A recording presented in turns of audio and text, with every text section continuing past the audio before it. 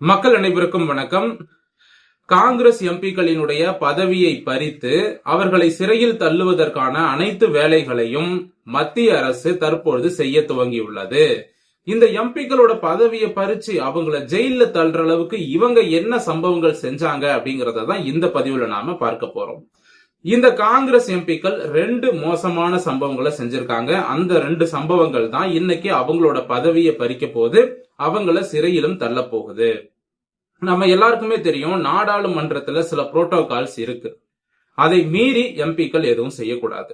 அதாவது நாடாளுமன்றத்துல பாத்தீங்கன்னா பிரதமர் அமர்வதற்கு ஒரு இருக்கை கொடுத்திருப்பாங்க, ஆளும் கட்சியினர் அமர்வதற்கு இந்த இருக்கைகள் கொடுத்திருப்பாங்க, அதே போல எதிர்கட்சி எம்பிக்கள் அமர்வதற்கு தனியாக இருக்கைகள் கொடுத்திருப்பாங்க. அவங்கவங்க அந்தந்த இருக்கையில இருந்துதான் பேசணும். எக்காரணத்தை கொண்டும் அவங்களோட இருக்கையிலிருந்து எழுந்து இப்ப எதிர்கட்சியினர் அவங்களோட இருக்கையிலிருந்து எழுந்து ஆளுங்கட்சியினர் இருக்கக்கூடிய இடத்துக்கு போகக்கூடாது. அதுவும் பிரதமர் இருக்கிற இடத்துக்கு போகக்கூடாது, பிரதமருக்கு பக்கத்துல போகக்கூடாது. இந்த மாதிரி நிறைய புரோட்டோகால்ஸ் இருக்கு. அது மட்டும் இல்லாம சபாநாயகர் கிட்டையும் போகக்கூடாது, சபாநாயகர் ரூமுக்கும் போகக்கூடாது. இந்த மாதிரி நிறைய விஷயங்கள் இருக்கு. ஆனா அதையெல்லாம் மீறி இந்த காங்கிரஸ் எம்பிக்கள் என்ன திட்டம் போட்டிருக்காங்க அப்படின்னா, பிரதமர் நரேந்திர மோடி அவர்கள் பக்கத்துல போயிட்டு ஒரு 4-5 பெண் எம்பிக்கள் சேர்ந்து பிரதமர் அவர்களுடைய காதுல போயிட்டு கத்துவதற்கு, பிரதமர் அவர்கிட்ட காதுல போய் அவரை பத்தி தப்பு தப்பா கத்தி கத்தி பேசி அவரை தொந்தரவு செய்வதற்கு இந்த காங்கிரஸ் எம்பிக்கள் திட்டம் போட்டிருக்காங்க. அப்போ ஒரு 4 பெண் எம்பிக்களை வச்சுக்கிட்டு பிரதமரை சுத்தி நின்றுகிட்டு காதுல கத்துறது, அவர் முகத்துக்கு முன்னாடி கத்துறது, இந்த மாதிரியான செயல்களை இவர்கள் செய்ய முயற்சி பண்ணிருக்காங்க. அப்படி செஞ்சிருந்தாங்கன்னா என்ன ஆகும் அப்படின்னா, பிரதமருக்கு அது பாதுகாப்பு குறைபாடாக பார்க்கப்படும். கிட்டத்தட்ட அது அவர் மீது தாக்குதல் நடத்தின மாதிரி தான். அவர் பெயரை கெடுப்பதற்கும் அவர் பெயரை அசிங்கப்படுத்துவதற்கும் காங்கிரஸ் எம்பிக்கள் முயற்சி பண்ணாங்க. பெண்களை வச்சு முயற்சி பண்ணிருக்காங்க. இது ஒரு கேவலமான செயல். இது ஒண்ணு. அதே போல இதுலயே பாத்தீங்கன்னா, இப்போ நம்ம சபாநாயகர் என்ன பண்ணிட்டாரு, இவங்க இந்த மாதிரி எல்லாம் திட்டம் தீட்டி இருக்காங்க அப்படிங்கறத கண்டுபிடிச்சு உடனடியா பிரதமர் கிட்ட எச்சரிக்கை கொடுத்துட்டாங்க. இந்த மாதிரி இவங்க எல்லாம் பண்ண போறாங்க, நீங்க வர வேண்டாம் அப்படிங்கிற மாதிரி இவங்க பிளான் பண்ணிருக்காங்க, எச்சரிக்கையா இருந்துக்கோங்க அப்படின்னு நம்ம சபாநாயகர் சொல்லிட்டாரு. சபாநாயகர் முன்கூட்டியே அறிந்து பிரதமரை எச்சரித்ததால் இந்த காங்கிரஸ் எம்பிக்களுக்கு கோபம் வந்துருச்சு. யார் மேல? சபாநாயகர் மேல. உடனடியாக இந்த காங்கிரஸ் எம்பிக்கள் என்ன பண்ணாங்க, எங்க அப்பன் குதிரைக்குள்ள இல்ல அப்படிங்கிற மாதிரி இவங்க நேரா சபாநாயகரோட ரூமுக்கே போய் அவரை மிரட்டியிருக்காங்க.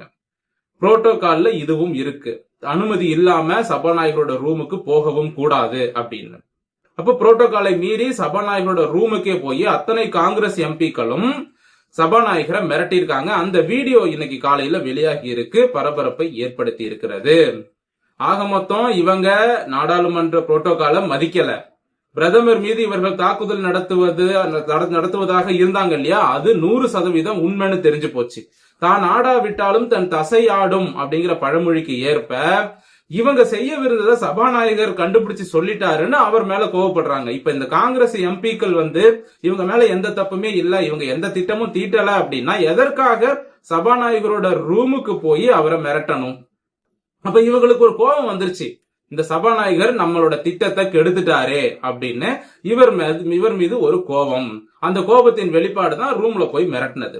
அது மட்டும் இல்லாம இந்த மாதிரி மிரட்டக்கூடாதுங்க, இப்போ இதை காரணமாக வைத்து இந்த எம்பிக்களின் பதவியை நாம பறிக்க முடியும். இதை விட இன்னொரு பெரிய சம்பவத்தையும் காங்கிரஸ் செஞ்சிருக்காங்க.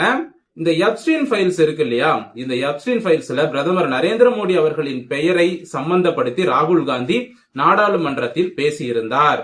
அது ஆதாரமற்ற குற்றச்சாட்டு. இப்போ என்ன கேக்குறாங்க அப்படின்னா, ராகுல் காந்தி அவர்களே, நீங்க பிரதமர் குறித்து பேசுனீங்களே, எப்ஸ்டீன் ஃபைல்ஸ்ல பிரதமரோட பெயரை சம்பந்தப்படுத்தி பேசுனீங்கல்ல, இதற்கான ஆதாரத்தை கொடுங்க அப்படின்னு தற்பொழுது சென்ட்ரல் கவர்மெண்ட் கேக்குறாங்க. இதற்கு ராகுல் காந்தி எங்கிருந்து ஆதாரம் கொடுப்பாரு? அந்த எப்ஸ்டீன் என்ற நபரே என்ன மென்ஷன் பண்ணிருக்காருன்னா, பிரதமர் நரேந்திர மோடி அவர்கள் இஸ்ரேலுக்கு வந்துட்டு போனாங்க அப்படிங்கறத தான் அவர் மென்ஷன் பண்ணிருப்பாரு. மத்தபடி நம்ம பிரதமர் அந்த எப்ஸ்டீனோட ஐலாண்டுக்கு போனாரு, அங்க என்னென்ன கொடுமைகள் நடந்ததோ அந்த இடத்துல பிரதமர் இருந்ததற்கான வீடியோ புட்டேஜ் எதுவுமே இல்ல. இவர் ஐலாண்டுக்கு போனதற்கான எந்த ஒரு ஆதாரமும் கிடையாது. இஸ்ரேலுக்கு போயிட்டு வந்திருக்கிறாரு பிரதமர் நரேந்திர மோடி அவர்கள் 2017. அதை மட்டும்தான் அந்த எப்ஸ்டீன் குறிப்பிட்டு சொல்லியிருக்கான். மற்றபடி வேற எந்த இடத்திலும் அவர் பெயர் இல்ல. ஆனா இந்த பாலியல் குற்றவாளியோடு பிரதமர் அவர்களை சம்பந்தப்படுத்தி ராகுல் காந்தி பேசி இருக்கிறார். இப்ப ராகுல் காந்தி கிட்ட ஆதாரம் கேக்குறாங்க. ஆதாரத்தை அவரால் கொடுக்க முடியல அப்படின்னா நீங்க பிரதமர் குறித்து அவதூறு பரப்பிட்டீங்க, இது இந்தியாவிற்கே கெட்ட பெயர் அப்படிங்கிற ஒரு ரீதியில தற்பொழுது ராகுல் காந்தி மீது ஒழுங்கு நடவடிக்கை எடுக்கப்படும்.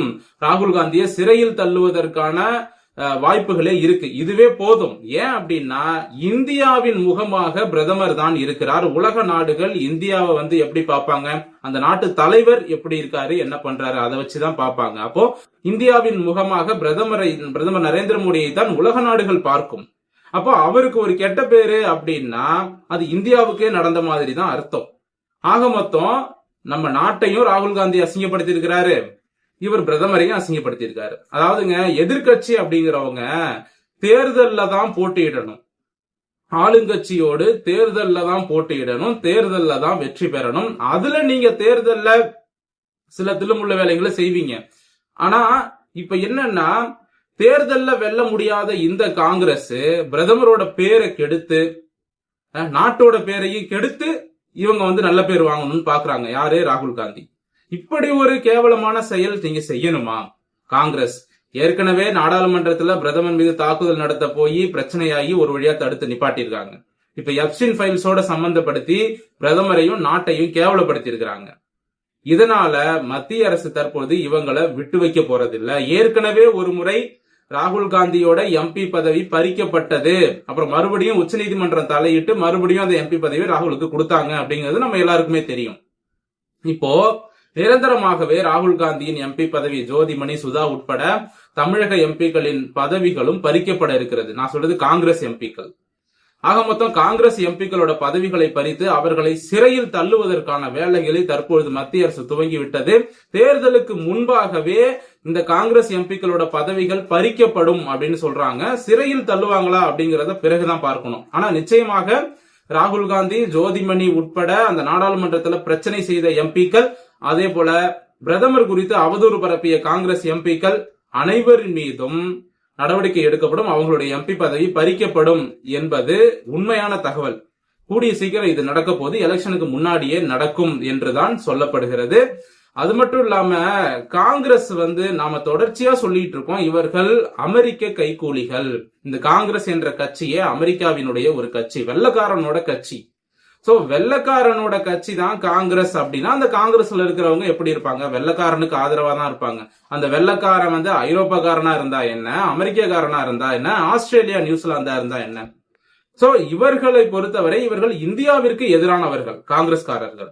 இவர்கள் பணத்திற்காகவும் ஆட்சி அதிகாரத்தை காப்பாற்றணுங்கிறதுக்காகவும் பாகிஸ்தான் கூடயும் சைனா கூடயும் மறைமுக உறவு வச்சுக்கிட்டு இந்தியாவை காட்டி கொடுத்த துரோகிகள். இந்த துரோகிகள் இன்னைக்கு மறுபடியும் பிரதமரை வீழ்த்தலாம் அப்படின்னு இவங்க பிளான் போடுறாங்க. எலெக்ஷன்ல தான் ஜெயிக்கணும், ஆனா அதை மறந்துட்டு இவங்க பிரதமரோட பேருக்கு எடுத்து பிரதமரை நேரடியா அட்டாக் செய்வதற்கான அனைத்து வேலைகளையும் இவங்க செய்யறாங்க. அப்படின்னா இவங்க யாருக்கிட்ட பணம் வாங்கிட்டு யாருக்காக இதை செய்யறாங்க அப்படிங்கறத மக்களாகிய நீங்களே முடிவு பண்ணிக்கோங்க. இது ஒரு நல்ல அரசியல் கிடையாது. சோ காங்கிரஸ் என்ற கட்சி இந்தியாவில் தடை செய்யப்பட வேண்டிய ஒரு கட்சி என்று சொல்லிக்கொண்டு இந்த பதிவை நான் முடித்துக் கொள்கிறேன். மீண்டும் அடுத்த நல்ல பதிவோடு உங்களை சந்திக்கிறேன். நன்றி, வணக்கம்.